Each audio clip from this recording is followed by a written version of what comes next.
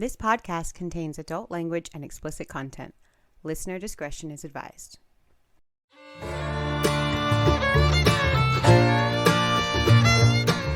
Hi, I'm Grant. And I'm Erica.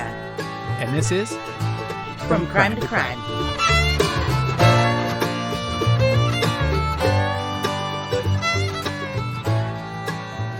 Welcome back to From Crime to Crime. Erica, how are you tonight? I'm good. How are you? So far, so good, but we're just getting started. Yeah. Well, the case that we have this week is pretty interesting. It's about a stalker, which is creepy inherently. Have you ever been stalked? No, I wish. No, I mean, I really don't wish, but No, you don't. Boys don't get stalkers normally. Obviously, they do sometimes, but generally speaking, boys do the stalking. So, and That's just true. for clarity's sake, I've never done stalking or been stalked. So, just to be totally clear and upfront about that. Well, you're lucky. So before we get started on the case, do you want to tell everybody how they can win a shirt? Yeah, so we still have some shirts left over. So if anybody wants to go on Apple Podcasts and rate us a 5-star rating and a review, send us a picture to either our email at fromcrimetocrimepodcast@gmail.com or send us a DM on Instagram at fromcrimetocrime. First 5 people to do so and send us a screenshot will get a shirt. Well, that's exciting.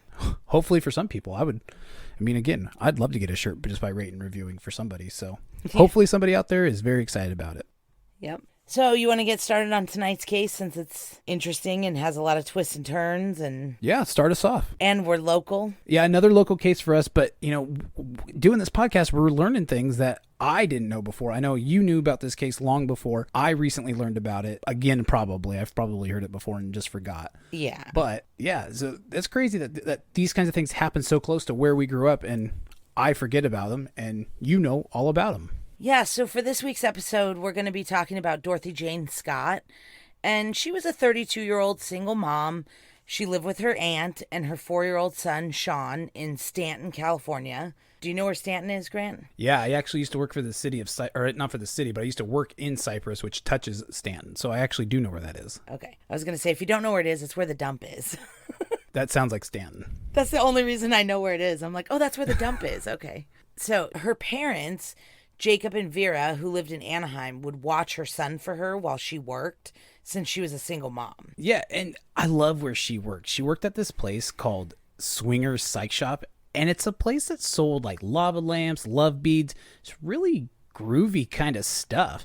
And her dad, Jacob, he used to own the store, but he actually sold it to the guy who owned the place next door, and that was called Joe's Head Shop. And obviously a head shop is a place that sells bongs, pipes, and other smoking materials. And the two businesses, they were separate, but they were jointly owned and operated by the same people. Right. And she was not in the hippie drug scene at all. Everybody described her as like real straight-laced and religious, but she was a secretary for this company that sold drug paraphernalia. And she spent most of her time in the back of the store doing secretarial stuff. And like I said, she couldn't have been more different than the environment that she worked in. She was super religious. She hardly dated. Some of her friends even described her as dull as a phone book, which I don't think they meant as an insult, but I don't know how it would be a compliment, but it's interesting like, she has friends who who are like, she's dull as a phone book, but she's my best friend. Yeah, but I feel like it's because they mean that she's like dependable. Like she's very steady and even and you can count on her. You know what I mean? Yeah. Yeah, and I think that would make a lot of sense because her life was pretty normal up until the beginning of 1980, and that's when she started receiving calls at home and at work. And at first they were creepy, but they were kind of a normal creepy. Some random guy disguising his voice, telling her that he loved her. Normal, creepy stuff. Mm-hmm. And then it's even rumored that she felt like she knew the voice, but she couldn't place quite where it was. But it sounded familiar. But these didn't stay innocent for long enough because soon this guy would call and he would tell her, hey, come outside, to find me. And he'd leave, a dead rose on her car. Well, he wouldn't say, come outside to find me. He would say, come outside, I left you something. Because I guarantee you if he said, come outside to find me, she's not going outside. I wouldn't. She'd have to be insane. But That's true. So you're right. You're right. It was come outside Yeah. and, get a present or something along Yeah. those lines.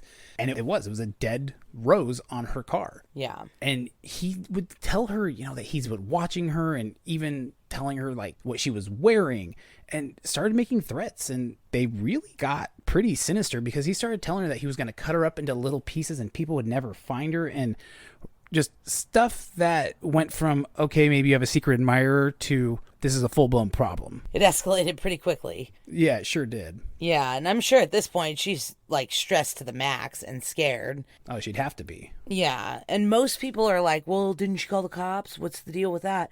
But the short answer is we don't really know. None of the retellings of the story, any newspaper articles we could find, nothing said that she ever filed a report. But whether she did or she didn't, this was over a decade before stalking was even a crime. And California was the first state to ever pass an anti-stalking law, and that didn't happen until 1990. So there wouldn't have been anything the cops could have done anyway. I think that's so interesting. I think Yeah. it's so interesting that wasn't even a crime until 1990. Like to me, that's absolutely mind blowing that 1990. But again, I guess up until 98 or so, it was a lawless land. I including knew, I was stalking. like, oh, is he not going to say it? I was like, this is legitimately a lawless land. There is no Yeah. stalking laws. Well, this was very much boys will be boys mindset. And I mean, I think we're starting to get into the time where it's starting to become not as accepted and people are saying, hey, you got to knock this creepy stuff off to all men in general. Well, all people in general, but typically it's men. So I think that, this is the time that we're starting to ramp up and go like, okay, maybe we have to do a little bit more to protect the people in our community than just let boys be boys. Yeah. So, being that there was no laws, Dorothy just dealt with it. She took a karate class and she even thought about buying a gun, but hadn't done it. Those are two very different things. I mean, karate, self-defense, a gun. And I think a gun It's is also self-defense, so I don't know how they're doing absolutely. Well, they're different because one's using your body, one's I'm going to kill you. it. Well, if you're doing karate right, you could kill somebody with your body. All right, Dwight, chill out. She's probably a white belt, but Dwight was a blue belt. Didn't he get his black belt? Oh, probably not. Yeah. The night of May 28th, 1990, she had a meeting at work at 9 p.m. And I don't know about you. When I was 32, I was not going to a meeting at 9 p.m. at work. I would have said, thank you, but no thank you. I will not be in attendance. I'm not going to a work meeting at 9 p.m., but Yeah. I get it. But we don't work at a place that sells drug paraphernalia, so. Right, exactly. And I mean, only the restaurants I've ever had is when we had all staff meetings like that. And mine were in the morning, but I understand, a lot of people do those at night too. So. Yeah, every restaurant I worked at did it at night.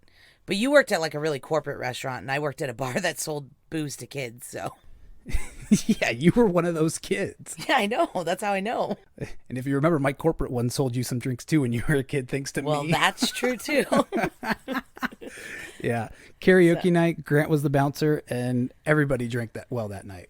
Yes, we did. So anyway, This is an all-staff meeting, and she decides that she needs to drop her son Sean off. It's 9 p.m. It's too late for him. He's a little boy.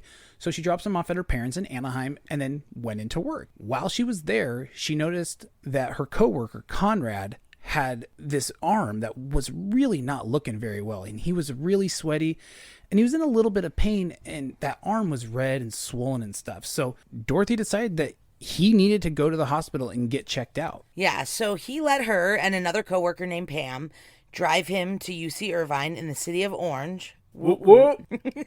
I knew you were going to do that woot woot thing. I love it.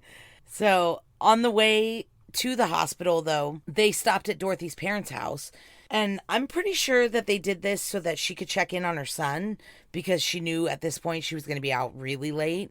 And probably Yeah. to let her parents know, like, hey, I'm taking a coworker to the hospital. Do you want me to take Sean with us or are you okay watching them? And obviously her parents were fine watching him because they said, no, go do your thing. He's fine here. And the really important part of this stop is that when she came into her parents' house, she had taken off her black scarf. And when she left, she grabbed a red one. And this stands out for two reasons to me. And one that you'll find out in a few minutes. And the other is because this is Southern California in May. Yeah, I've never worn a scarf. Yeah. This part's always kind of confused me. It's like I've lived in Southern California my entire life and I've never needed a scarf. Except like in the early 2000s when that weird trend with the skinny scarves and the shorts were a thing? I don't remember that, but I don't pay attention to any kind of fashion. Yeah, well, obviously. I just thought that was weird, especially in late May. I don't think there's any significance to this observation. I just think it's kind of weird. Right. So the big takeaway is that she switched from her black scarf to a red one, right? Yeah. Okay, got it. So off they go to the ER, and when they got there, Conrad had finally been taken back to be examined, and Pam and Dorothy are just kind of hanging out in the waiting room, reading magazines, talking, not playing on their phones because it's 1980, they don't have them. And when Conrad comes back out, they find out that he'd actually been bit by a black widow spider and his arm was super infected. So he needed to get a prescription. So Pam waited with him in the pharmacy as he got his prescription taken care of. And Dorothy said, hey, I'm going to go get the car and pick you guys up so, we can kind of get the show on the road. Yeah, and that's the other thing that's kind of funny. It's like, I know black widow spiders are a real thing, but have you ever known anybody that's been bit by one? Not off the top of my head. I no. know. It's like, we've always been, black widows, but it's like, I didn't know that they were actually a problem. Well, they are a problem if you get bit by one. And who knows? Maybe it was in his sleep or something, or maybe he was, doing something real weird, like climbing through an attic, got bit by one. You never know. Yeah, it's just, we've always been told, black widows are dangerous, but it's like, first of all, I don't think I've ever seen one. And second of all, You've never seen a black widow? No. Yeah, I think you have. You just didn't realize it. Well, maybe. When I see spiders, I They're tend to super not, common. engage. Oh, I like to save them and put them outside. And Yeah, you would do stuff like that. yeah. I'm pretty into their hippie shop too. Yeah. I want my own lava lamp and Yeah. and moon rocks. Yeah. So Pam and Conrad wait in line at the pharmacy for the prescription, and Dorothy goes outside to get the car. But when Pam and Conrad get outside, Dorothy wasn't there, and they waited kind of a while, 15, 20 minutes, something like that. And they were getting kind of concerned. And then finally, Dorothy's car came towards them. And I don't know at the time if it was a parking garage or just a parking lot. But either way, her car came towards them and they were like, oh, there she is, finally. But immediately they realized that something was going on because her high beams were on and she was going super fast. And they were like, what the hell? And so they tried to flag her down and she just went barreling right past them.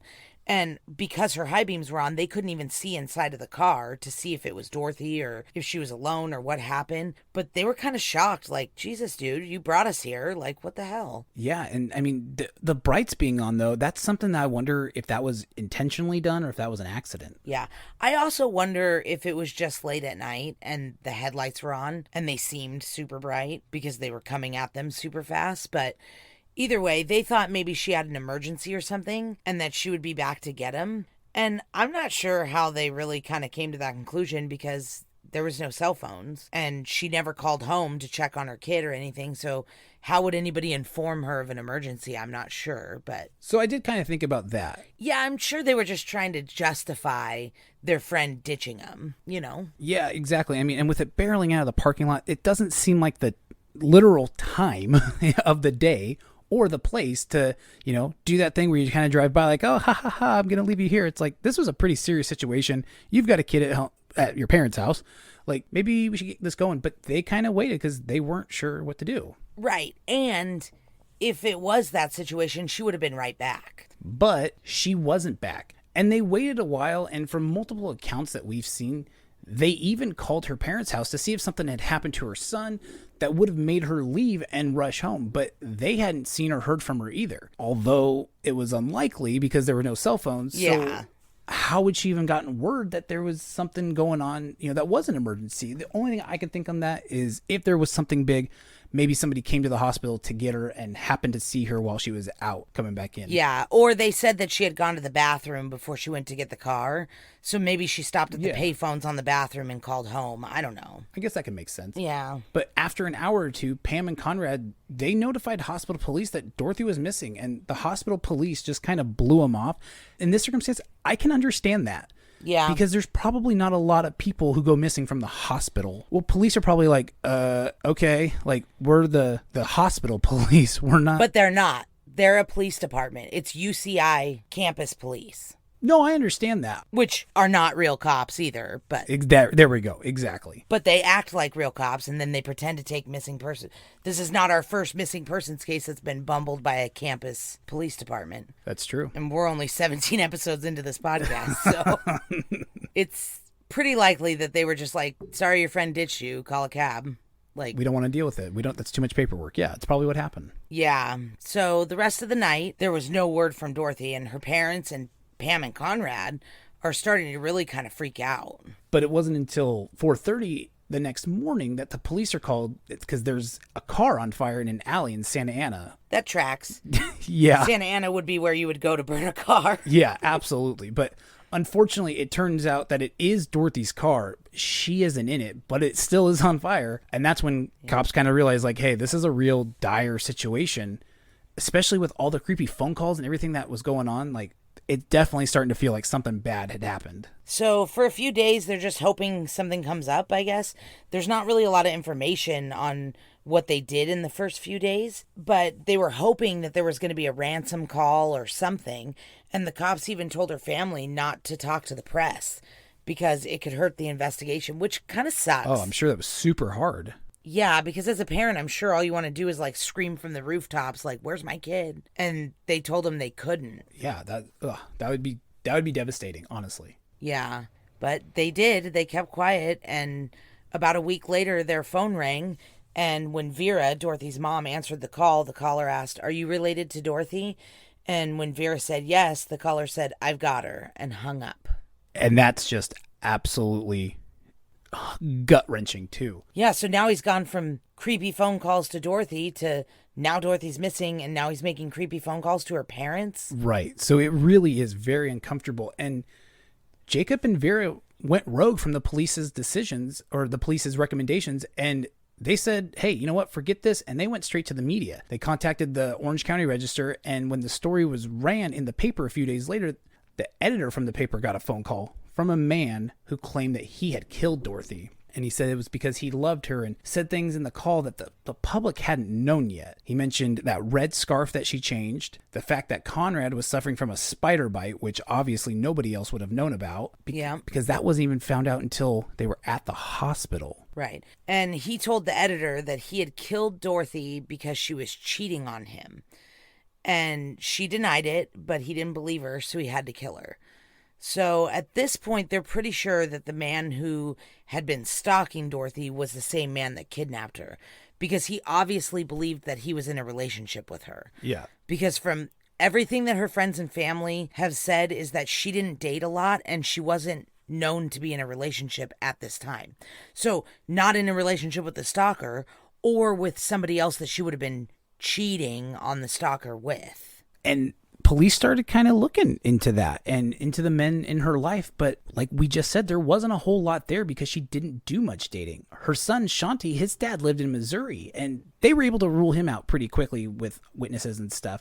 But the investigation just kept going, and it hits dead end after dead end after dead end. The only real clue were these phone calls. Because even after she goes missing and the car was found, the calls still didn't stop. The caller keeps calling the Scotts home about once per week. I think it was on Wednesdays. And the police even put a tap on the phone, but he never stayed on long enough for them to be able to trace it. Yeah, so the interesting part about that is I'm assuming they have tapes of this guy's voice. If they put taps on the phone and traces on the phone, I'm sure they have recordings of his voice, but they've never released that. Didn't he disguise his voice anyway? Yeah, I've heard that, but it was poorly disguised. Like, it was clear that he was trying to disguise it. And apparently he would taunt them and say things like, is Dorothy home? Oh. And then other calls, he would say that he killed her. And then once, in 1984, Jacob answered the phone instead of Vera, and the call suddenly stopped. So for 4 years, this dickhead has been calling her mother, tormenting her, and then one time the dad picks up and he stops calling. Are you kidding me? Yeah, I mean, as the dad goes, I think it's kind of a weird thing, honestly, that the dad didn't pick up to begin with, because being a man myself, if this is happening, I'm the one answering the phone call every single time. I would not let Christine answer it, not because she couldn't handle it. She's absolutely totally capable, but I would want to be the one on the other end to threaten that person myself. And But this is 1980, and everything that I've read said that that's why he called Wednesday during the middle of the day, because Vera was always home alone during the day while her husband was at work. I'd be staying home on Wednesdays. I mean, I'm not faulting the dad or anything like that, but What are you going to do, quit your job for 4 years to answer the phone? I would stay home one Wednesday for sure. Yeah, I don't know. It does seem weird, though, for 4 years, and then all of a sudden it just stops. But maybe he thought that it was a different family moved in because a man answered. I don't know. That could be. Yeah, but that was in the beginning of 84 that the phone calls kind of stopped. Right. In August of 84, a construction crew found a set of dog bones and a set of human remains off of Santa Ana Canyon Road, and they were charred. But there was enough to make an identification really quick. But I'm sure for the family, 10 days doesn't seem very quick. Yeah, but that does seem very quick, though, to make a positive ID, especially in 1980. Like, they had to use dental records, Yeah, that's what I was thinking, too. And they did use dental records to determine that, unfortunately, it was Dorothy. And found with her, beside her, was a dog and a turquoise ring and a watch that had stopped at 12:30 a.m. on May 29th, which is only about an hour or so after she was last seen at UC Irvine. And besides this mysterious watch date, they knew she had been there for probably at least 2 years because they believe the remains were charred because of a brush fire that happened in 1982, not that they were charred by the killer. So, but I think you can easily believe that they might have been there since the night that she went missing. Like, if they had been there at least since that brush fire, who's to say they weren't there for 2 years before the brush fire? Yeah, that's true. That totally could be. Yeah. But nothing else has come of the remains. No other evidence could be found, including her cause of death. I mean, obviously the manner of death was homicide, but they don't know the cause of death. One of the most interesting things about this is that they've never publicly, anyway, named a suspect, and no other evidence has come forward. They've never found anything else. So unfortunately, both of Dorothy's parents have both passed away, but her son Sean still deserves answers on what happened to his mom. Yeah. And from everything that I've heard, they got one more phone call after the body was found, which there hadn't been a phone call in a few months. And he just said, "Is Dorothy home?" and then hung up. So, ugh. Oh my, like, what a creep. Like, just the whole family and being involved and the long drawn outness of this is a whole different kind of animal. And it does seem like it's pretty much unsolvable because it doesn't seem like they have DNA or a lot of evidence, but there are a lot of theories online, from the brother of a coworker at the psych shop to serial killers in the area. So, I don't know. It's kind of baffling, but we can go over some of the theories or whatever, but... Yeah, so let's go over a couple of theories. Let's go over the first one being the stalker being someone that she knew. And like you said, it could have been the brother of one of her coworkers. That's a theory that's been tossed out quite a bit. Yeah, and we're not going to say his name on here because we haven't done that much research on him. And from the little research that I have done, I haven't found anything that would be like, oh yeah, this guy's a total creep, But there are a lot of rumors that this one guy who was a brother of somebody she worked with at the psych shop was really overly interested in her and was kind of a weird guy and into cult stuff. And it's been tossed around that he's a potential, Yeah, and I could see that making sense because, I mean, in a small business like that, the brother of a coworker, so maybe she had met him and that's where she recognized the voice. Mm-hmm. Do you think that if she had met a brother and he was in the waiting room with them, do you think she would have recognized him, though? Or do you think maybe they were that far removed? No, I think she would have recognized him, but that didn't happen because Pam was also in the waiting room and didn't say anything. So exactly. I think that if she would have been talking to anybody in the waiting room, Pam would have said, oh, she was talking to this guy. I didn't know who it was, but obviously she knew him. Well, and that brings up another point. It could be someone she just casually knew. Maybe someone she had only gone on a couple dates with, and... Yeah. Maybe could have been anybody. Yeah. I mean, it literally could have been a vendor for the psych shop that dropped off bongs once a week. Just because she didn't work with the public doesn't mean she didn't work with other people. That's true. I didn't think about that. The UPS man, the mailman, the FedEx driver, the water guy. I didn't think about that, but it totally could have been a vendor of theirs that, came in and... But again, you would think if it was... That person was in the hospital. in the waiting room. You would think she would have recognized that person. I don't think they were ever in the waiting room. You don't think so? I think they followed her to the hospital and sat in their car near her car. And then when she came out and she was alone, it was their opportune time and they took it. Interesting. Because she went with 2 other people. But I don't think the person ever went in the hospital. Going with 2 other people, I would think that somebody waiting in their car would go, there's no chance she's going to come out here by herself. But I mean, I guess he's a stalker. He's got nothing else to do but see what she's up to. Well, and if he had a weird perceived wrongdoing that she was cheating on him with this Conrad guy, maybe he was planning on confronting both of them when they came out of the hospital. Oh, you think maybe he thought Conrad was the guy she was cheating on him with? Well, yeah. I mean, I think that would be the logical, because he says he killed her because she was cheating on him. Right. And she was at the hospital with another man. Obviously, he was almost dead of a spider bite. Yeah. It was not anything romantic. She was taking a friend to the hospital, but obviously that was a perceived wrongdoing from this delusional stalker. Okay. That makes sense. I don't know.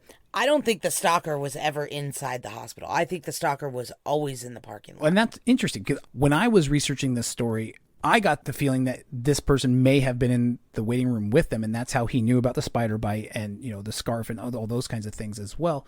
But I can see what you're saying. They could have just waited in the parking garage or the parking lot, whatever, and then when the opportune time came, that's what happened. Well, I think that would make sense if she didn't know him. He could have been in the waiting room watching. But if she knew him, I think he stayed in the parking lot. Yeah, okay, I can see that. Because I think if she knew him and he was in the waiting room, she would have talked to him. And then Pam would have known. And I think that makes sense. And that was what always kind of didn't make sense for me, was because I was like, if he's in the waiting room, then that doesn't make a ton of sense, because she would recognize him most likely because she recognizes the voice. And typically speaking, You don't recognize someone's voice after a 1, maybe 2-time meeting. I'm like, it's been something that, you've met several times. Right. Which is why I think that it could have been somebody that she knew, but not well. So somebody that she knew well enough and probably saw on a regular basis, but didn't put the pieces together, like a FedEx guy or a UPS guy or a water vendor or somebody that she saw regularly but couldn't place the voice. Like, I know my FedEx guy at my work, and if he called me on the phone but I didn't know it was him, I would probably recognize his voice but not be able to say, oh, that's Kevin, That makes sense. I can understand that. I like that theory. Yeah. So that's pretty much the main theory, is that obviously the stalker was responsible for her disappearance. Whether she knew him or didn't is a whole nother, obviously can of worms. But another theory that I've seen is that it was unrelated to the stalker and that she was just randomly attacked. And to me, that seems super unlikely. Yeah. To be a victim of 2 separate types of crimes, like a stalking and then a kidnap and murder, and then to be completely unrelated, just your numbers have to be astronomically bad for that to happen. Yeah, that's really unlucky to do. So yeah, I believe that. I don't think that the 2 could have been correlated. I don't think that they could not have been correlated. It also could have been a serial killer, known or even unknown at that time. Yeah, because it was the 80s, the early 80s. Which was what, Erica? That was Which was what? The golden age of serial killers. Also a lawless land, but hey, we'll take that as well. Oh. I was setting you up for your first lawless land, and you really didn't take it. But yeah. Maybe next time. No, I don't like that. But I do wonder sometimes how we even exist, like how our moms made it through the 70s and 80s in California. I wonder stuff like that all the time because, there were tons of serial killers happening. Like the Golden State Killer. Like Richard Ramirez. Yeah. Randy Kraft and Rodney Alcala. William Bonin. There you go. Yeah. We're at 5 already, and we were just riffing off the top of our heads. So there is a lot Lonnie going Franklin on. Jr. There you go. 6. Do I hear 7? Yeah. Come on, give me 7. Where the hell was Sam Little at this time? Probably driving around Southern California. You never know. Yeah, I know. You don't know. That's what I'm saying. There was a lot of serial killers around that time. But I don't know. That, to me, there does seem to be a little bit of a connection with the Golden State Killer. He had family that was really close by. Another one of his victims also worked at UC Irvine. So there's a little bit of a connection, but... But doesn't it seem kind of drawn out for him? Because he was sneaking into your house in the middle of the night and, do bad things. It does. Although he was known to call his victims and taunt them before and after his crimes. But not for this long. I mean, this happened for 4 years after No. and, a ways before. But how do we know that he wasn't, didn't just have one victim that he really liked? I don't know. I don't know how their brains work. I do understand the thought process, though, of wanting it to be one of these serial killers that we know about, because you don't want to think that there's a lot of sketchy people that can do stuff like this. So you're like, oh, it had to have been the Golden State Killer. You know what I mean? Yeah. Like, you want to put as much on him as possible because you don't want to believe there's 2 of him, or 10 of him. Where was Israel Keys at this time? Like, not born. No, that was for you, because last time you were like, where was Israel Keys? Like, I don't know, but I know. I think he's the first one I think of every case. I'm like, where was Israel Keys? And I'm like, okay, he was 12, so probably not. But I'm still not convinced, but you're right. Probably not. I know, but I do understand the want for it to be a serial killer, because you don't want to think that there's a lot of these people that we haven't caught. So you're like, please be one of the ones we've already caught. There's a lot of these people. And no, I know. They've never caught this guy. So it could be a serial killer. It could be a one-off thing. It's hard to tell. And we're finding out more and more with the genetic genealogy and solving all these cold cases that the one-off killing is more common than we originally thought. A lot more common. I know. It's so crazy. A lot of these like really violent crimes, they've always been like, oh, it had to have been a serial killer and he's never going to stop until he gets caught and blah, blah, blah. And then all these like cases that they're solving, it's like some guy who still lives in the town and he's married and has kids and has never done anything since. It's like, is this common? Like, I think it can be. Absolutely. What? I mean, I don't think it happens to everyone around, but yeah, I think that it totally could happen. And I think a lot of times it's probably accidental is really what it comes down to. Yeah. I just think that people are like capable of a lot worse things than you want to believe they're capable of. Definitely. People are definitely capable of some pretty sinister stuff. Yeah. So let's talk about leads that could still be investigated, because these theories on who may or may not have done it may not ever, solve it, because there's no DNA, there's no cause of death, there's not really any physical evidence left, Yeah, it's almost a perfect crime. Yeah. But some of the things that I kind of think could have been investigated that maybe weren't was the dog lead. It sounds stupid and trivial, but it's like, what kind of dog was that? And you think if they knew what kind of dog it was, they could ask the people in the area, like, hey, who had a dog missing of this breed? Maybe. I mean, I know that sounds crazy, but it's like, if it was a coyote, I mean, that could look like a dog, and that would be natural in that habitat. And I was going to ask that but too. But if it was an actual domestic dog, then then it was obviously put there with her. I've always kind of thought that he killed her and then killed the dog. In case cadaver dogs came looking, they would find that one. But the body wasn't buried, was it? I don't know. I've heard differing reports on whether it was buried or whether the bones were just together. See, if it was buried, not buried. If it was buried, I could understand. Obviously putting her down, putting some dirt down, and then putting a dog down, because if cadaver dogs did come out, they'd find the dog first and they'd move on. But and he can kill a person. I'm sure he could kill even his own dogs. So I don't know. I don't like believing that he could, because puppies. But I know. I hate that. Yeah. But I just think if we knew what kind of dog it was, that's something for the internet sleuths of the world. They can get a lot done. They can find a lot of stuff. There's a lot of people that are like, hey, let me go down this rabbit hole for 6 months. That's why you want to know. You want to know what kind it is so you can find it. It's not just that I can find it, but like, I feel like that's one of the only things left that wasn't really checked into. You know what I mean? Because they were never able to trace the phone calls. There was no DNA. Her car was burnt to a crisp, so I doubt there's a whole lot of evidence in the car. Here's an example of what I mean. If we knew what kind of dog it was, then say there's a girl that was dating some creep or some jerk that was mean and whatever at the time, and she had a golden retriever go missing at that time. She may go, hey, I had a boyfriend at the time that I always thought did something to my dog. Like, and then that was her kind of dog. Like, she might put the clues together to call in that one tip that solves this. Yeah, that could definitely be a thing, but I wonder if they couldn't tell because the dog's body was charred so bad. But there's no evidence at all that maybe she had been in the car when it was burning, because the car was on fire, her body was burned.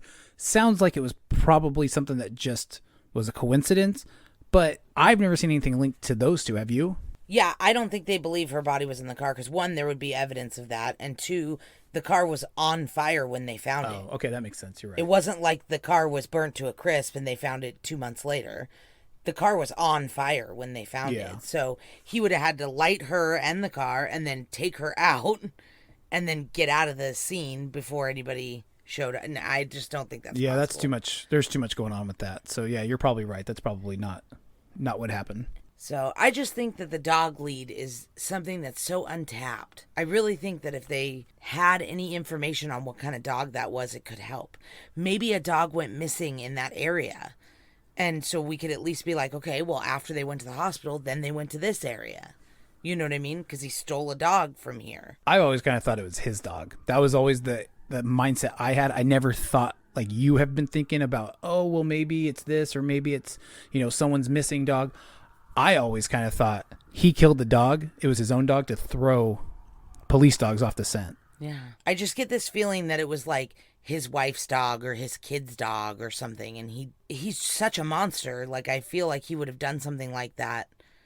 Maybe it was like a 2-for-1 deal. Maybe. Like, he dumped her body out there and then a week later he killed his kid's dog or his girlfriend's dog. And he's like, oh, I'll just put the dog with the body. Yeah, that could be. Like, it's interesting. So, I don't know. My other thought with the dog, though, is that if it wasn't a dog, if it just looked like dog bones and they didn't really check it out too much, it could have been a coyote. And it could have just been naturally that the coyote died near her body. And through the brush fire and everything, they just kind of got mixed in together. I can see that. I don't know. I don't know enough about dog bodies to know the difference between a dog and a coyote. Obviously, they're similar. Coyote's basically just a wild dog. But I think it would come down to breed after that. And, I got to think that they were able to tell at least what kind of a breed that dog was. Because I think a coyote's, normally smaller in stature body would probably be easily detected. But again, I don't know enough about dog biology. Yeah. The other thing that I've thought about with the fire, too, is you had mentioned earlier, like, do you think her body was in the fire, in the car, or in the brush fire? And what's kind of weird is that they can tell the date and time that the watch stopped, even though it was burnt, or was the watch not burnt? I've never heard if the watch was burnt or not, just that they found it. But that's a good point of, did it stop at 12:30 on the dot? Was it because the battery died? Was it stopped at that time? What's the correlation on that? Like, is there any kind of, or is it is it a red herring? I just think it's kind of weird that the bones would be charred, but the watch was still readable. That seems interesting, I guess. Although, I don't know, the watch has always thrown me off because I've never had a watch that told the exact time, AM or PM, and the date, everything, like, at the same time. Like, how big was this watch? I guess it's possible that the metal of a watch could burn at a different heat than the body. They're different materials. So one could burn better than the other one. So maybe that's why. Maybe the watch didn't burn as well as the body did. So the body was charred and the watch was in salvageable condition. Yeah. I don't know. I've always thought that was interesting with the watch. I'd like to see if there's pictures of the watch. I couldn't find any. Oh, and then the other thing that you had wanted to mention too was on quite a few websites that we were reading and different things that we had heard and seen and talking to people, they thought that her body was found really close to where her car was burning. They were actually found very, very far off because she was found in Santa Ana Canyon Road and her car was found in Santa Ana. But unless you're from Orange County, they sound like they'd be really close, but they're actually not. They're actually pretty far apart. Yeah. Santa Ana Canyon Road is actually in Anaheim Hills, which is not connected to Anaheim. I guess we have some confusing names out here. I never really thought about it. And Santa Ana is... It's still technically Anaheim. It's just a nicer area of Anaheim. Right. But it's not... It doesn't actually physically touch Anaheim. It is a different part. Yes, it does. Where? The 91 freeway. Over by Camelot. That's all Anaheim, and then it connects to the real Anaheim that you know of. Look at a map. Yeah, I guess you're right. Yeah, it's just... It's still Anacrime. It's just a nicer part of Anacrime. It's a very nice part now. There's lots of really nice places there. There's a nice Costco and everything. But back in 1980, it was a lot less populated out there. Right. It was just kind of obviously land, and there was plenty of it to burn, so a body could be burned there. Yeah. I mean, there was houses and stuff, but just not as many. Yeah, I think it's important to clear up and let make sure people know that Santa Ana and Santa Ana Canyon are not connected. Yeah, totally different. Totally. Santa Ana is where you burn cars. Santa Ana Canyon is where you dump bodies. Yeah. I just think that there's not much left to this story, but it is interesting and it is a good, like, be aware of your surroundings story. And if you're being stalked, take it really seriously because things can escalate really quickly with emotionally unstable people. Yeah, absolutely. And now it's a crime. It wasn't before. And so things like this, unfortunately and devastatingly, happened. But it's a crime now. Police can act upon this stuff immediately. So take it seriously and put an end to it before anything more comes of it. Yep. Yeah, so if you have a creepy boyfriend or ex-boyfriend and he's doing weird things, take it seriously because this could be bad news. Weird girlfriends, too, just so we're all clear. Oh, yeah. Stalkers are equal opportunity. All right, well, do you have anything else for this week, bud? I don't think so. Just, the one that I didn't know very well. So I'm glad that now I know it pretty well. Yeah. And I think there's a lot we can learn from old cases, even if we don't think they're solvable. They're solving things left and right nowadays. Who knows what the next technology is going to be that comes out that blows DNA out of the water. At this point, I don't think that there's anything that is unsolvable anymore. Maybe I the know. right thing hasn't been found, but I don't think there's anything that is unsolvable 100%. Yep. Fingers crossed for Dorothy and her family that this one is one of those baffling ones where somebody confesses or they find some DNA on the inside of her watch band or something and they solve Absolutely. Absolutely. I mean, for no other reason, for her son's sake. If he wants to know, he deserves to know. it. Yep. All right. Well, All right. I love you. I love you too.